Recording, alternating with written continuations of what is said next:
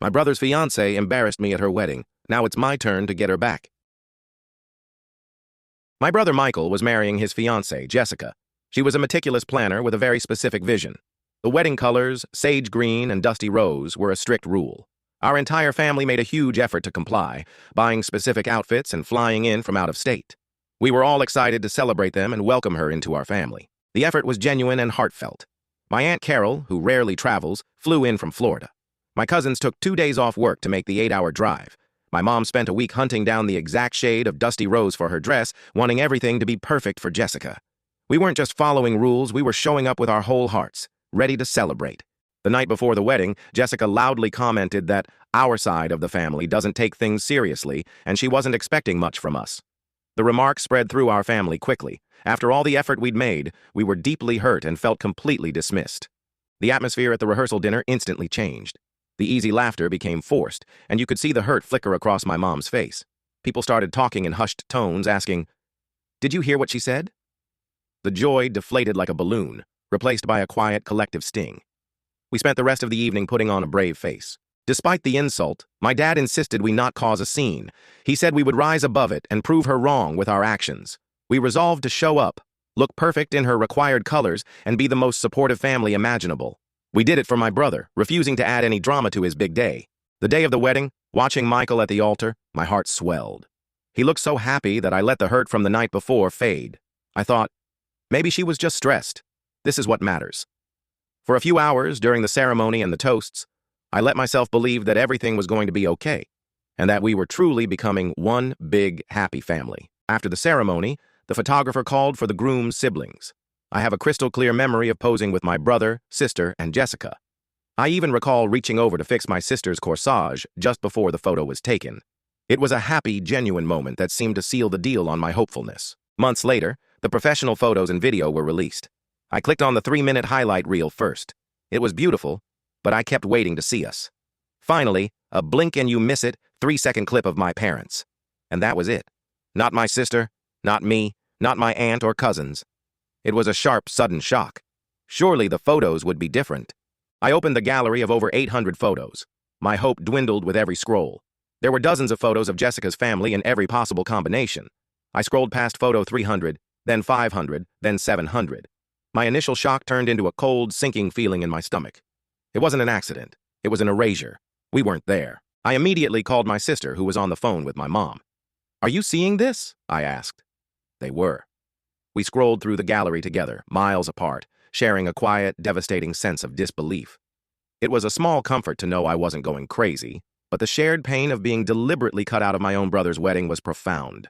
I sent Jessica a cordial text asking for the sibling picture, saying I couldn't find it. Her reply was immediate and stunning. We never actually took that picture. It was a flat-out denial of my own memory. She was gaslighting me, and I was so shocked I didn't know how to respond. My first instinct was to call my brother, but I stopped myself. What could he do? Forcing him to choose between his new wife and his entire family felt like a cruel and impossible position to put him in. We all silently agreed to protect him from the fallout, so we never told him the full extent of what his wife had done. We carried the hurt for him. I let it go for 6 months before trying one last time. I texted again, asking if she ever came across any photos with Michael's siblings. Her response was even colder. She replied that she had no idea what pictures I was talking about, denying the memory of our conversation itself. That was the end. It was clear this wasn't an oversight. It was a deliberate exclusion followed by a calculated lie. We have our memories of that day, but according to the official record, we were just ghosts. The picture doesn't exist, and to her, neither did we. Fine. Now, 2 years later, I finally can show my real plan. That fine from 2 years ago wasn't a surrender. It was the planting of a seed, waiting for the right moment to grow. 6 months ago, my fiancé proposed, and as I said yes, the first thing I thought after "I love this man" was, I finally get to do it. My wedding, which is now just 8 days away on September 16th, isn't just a celebration of love. It's a stage. From the start, my guest list was carefully curated for joy and positivity. My sister-in-law Jessica was pointedly not on it. I wanted a day free of her energy, but she must have sensed it. She cornered me at a family dinner, a sweet smile plastered on her face, and dropped the bomb. "Unfortunately, I have to work the day before and after your wedding," she said, as if I'd been begging for her attendance. "But I should still be able to make it." The audacity of it, Inviting herself to my wedding and framing it as a sacrifice left me speechless for a second. I recovered just enough to reply with a flat, "That's fine. The Airbnb is booked whether you're there or not." Ugh, so now she's coming. To cope, I took my first small, satisfying shot. On the formal invitation I was now forced to send, I deliberately spelled her name wrong. But that was just a petty appetizer. The main course has been in the works for months. I hired an amazing photographer and an even better videographer. They weren't cheap, but they were the most important line item on my budget. They are my co-conspirators. My videographer has a secret mission, a specific add-on to his contract that we privately call the Jessica Edit. His instructions on the wedding day are to treat her like a star. I told him, make her feel like the second most important person there. Track her, get her best angles, laugh at her jokes, make her feel utterly seen. He knows the entire backstory. He's all in. She will soak it up. I know her. She will perform for the camera, tossing her hair and laughing a little too loudly, convinced that her charm has made her the highlight of the event. She will leave my wedding feeling celebrated, glowing with all the attention, and eagerly awaiting the video where she is sure to be featured prominently. And then, months from now, when the final polished highlight reel is released for all our friends and family to see, she won't be in it. Not for a single frame. Not a laugh, not a dance, not a hair on her head.